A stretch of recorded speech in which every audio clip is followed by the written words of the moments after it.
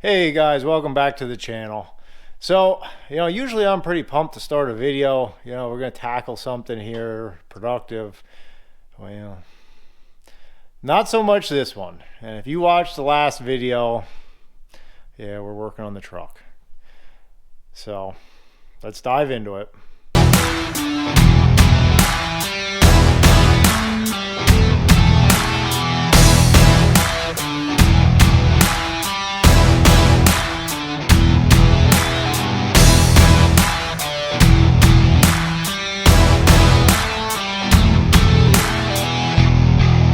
So I'm picking up on this one where I left off in the last video. I went and had lunch, calmed down, figured, well, I brought you guys this far. It's only fair to take you with and finish this baby out.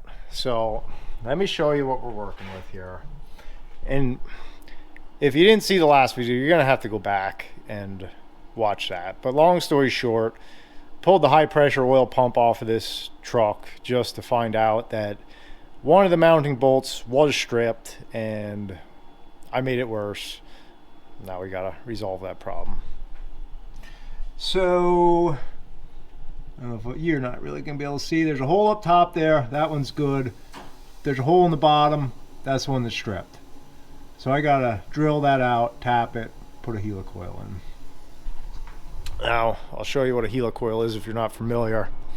So basically what this is for, this is the bolt that we got to get back in there. If I was to just drill a hole bigger and retap new threads, I would need to use a bigger bolt. Can't use a bigger bolt because it's got to run through the body of this pump.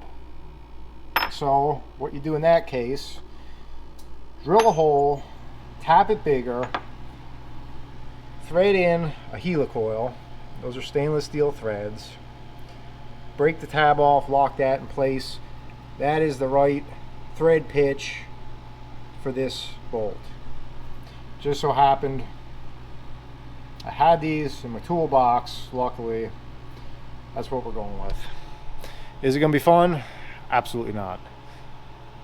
Is it going to be very nerve-wracking? Absolutely. So let's get set up. Let's just go for it. See if we can pull it off.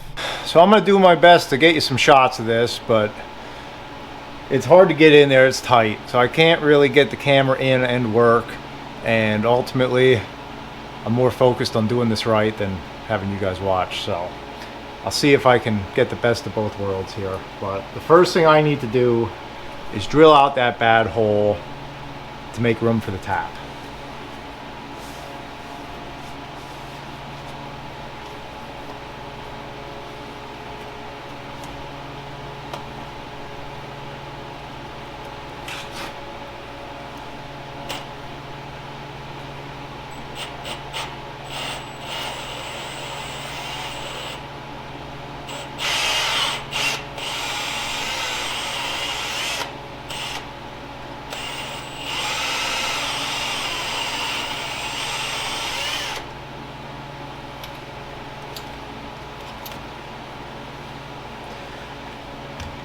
The one good thing I do have going for me, that's a stopped hole.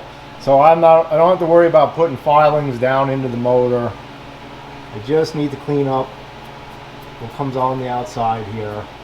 Actually plug those holes and blow that out.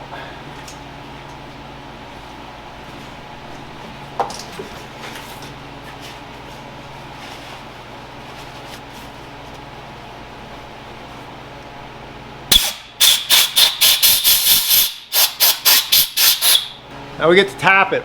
Forgot I already have my tap sitting here. Can't get a tap wrench in there, so I got it in a socket.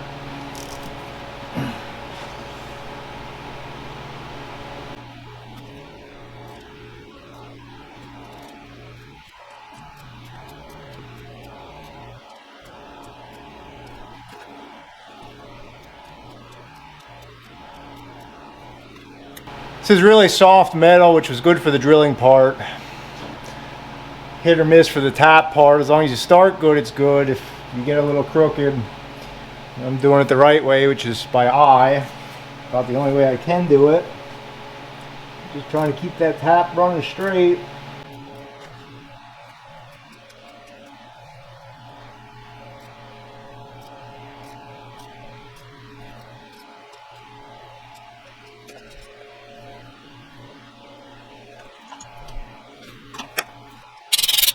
Hole is drilled and tapped. Cross your fingers on that. I got my helicoil loaded up on the insertion tool. Time to put it in.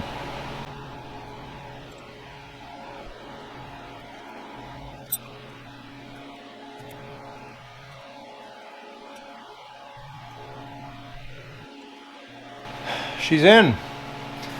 Now all I gotta do is break off the tang to seat it. For that I just use a punch and just punch it out.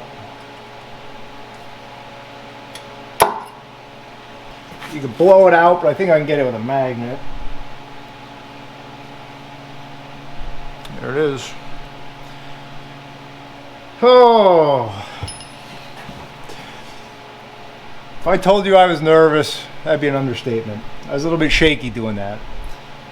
Pretty much an all or nothing deal. I'm not out of the woods yet. That hole's got to be straight enough that I get the bolt started. If I was off on an angle a little bit and I can't get that bolt to catch, well, this was all going to be for nothing. But the hardest part is over. Drilling and tapping, that's nerve-wracking. That's where things can go south on you. So I'm not calling it victory yet, but I'm starting to see a light at the end of the tunnel. Let's get that pump back in. All right, got everything cleaned up. Mating surfaces are cleaned. Let's try this again.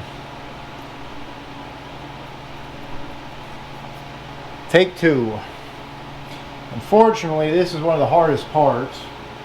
Getting these bolts started. I'm basically working blind at it. Probably took me a good 15 minutes to get them started the first time, just to be disappointed and pull it all back apart. Now we're going to do it again, and we're shooting blind there with that back bolt on a helicoil, which may or may not line up correctly. So I don't see what could go wrong with this.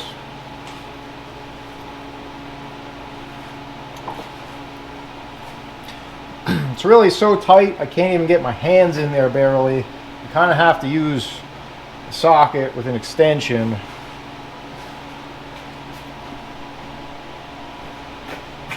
Which I don't currently know where I set.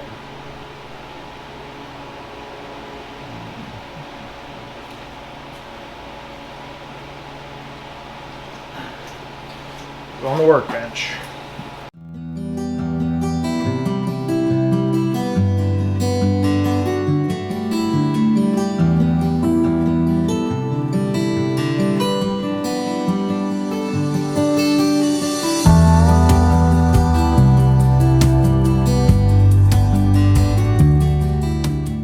Well, we might have pulled it off. Both bolts are in. Put the torque wrench on them, got them down to 20 foot-pounds. That's the spec I saw online. They both held tight. So, pump's in. All we gotta do is reconnect the fuel lines. Hopefully we got no oil leaks. Hopefully we got no fuel leaks. She starts up. We might be out of the woods on this one. Let's see. I got it all buttoned up. Let's give her a shot, see what it does. It's probably going to start really hard until that oil gets back up there into the pump and primes a high pressure oil pump. So, moment of truth.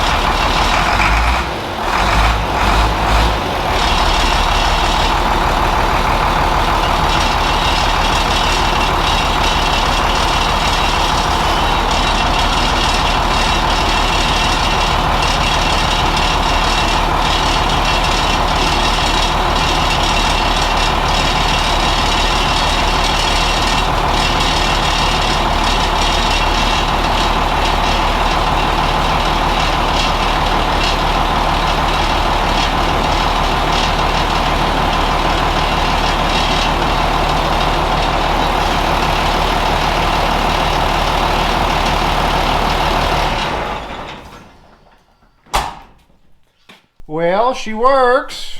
No leaks. Calling that a win. A huge win. I step outside. Got a little smoky in here. That's why I didn't run that longer.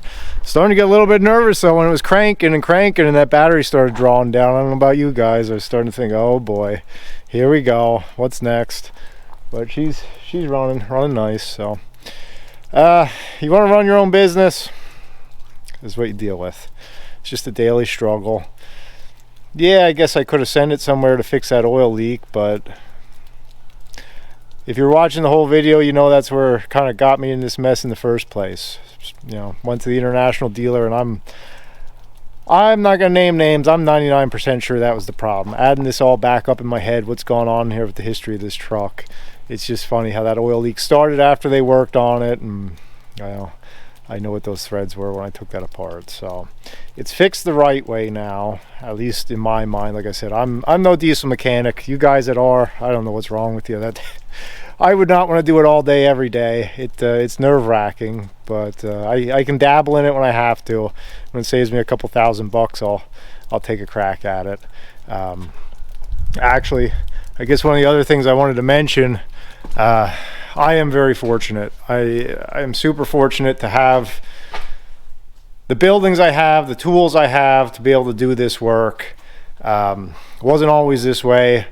I've been out in snowbanks, you know, changing injection lines on equipment and that kind of stuff. So over the years, I've been able to afford a little bit better stuff, and I've reinvested into the business so I can tackle jobs like this. You know, I've always said tools are the best investment, at least for me anyway. So, you know, just a little food for thought. You know, so I am grateful for that. But bottom line is, you do whatever you got to do to get the job done. So I'm gonna actually leave this in here. It's smoky. I don't know if you can tell. I'm gonna let this clear out a little bit. I'm leaving it in here though, because, well, we got 10 inches of snow this weekend, and they're calling for 2 to 3 inches of rain tomorrow and a high of 50 degrees. So it is going to be an absolutely sloppy mess. I don't know what we're in store for. There's certainly going to be flooding around here, so we'll see what comes of that.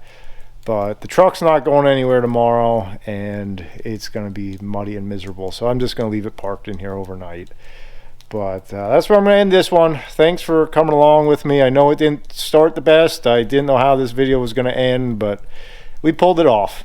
I'll catch you next time, guys. We'll do something 100% different, I guarantee it. See you later.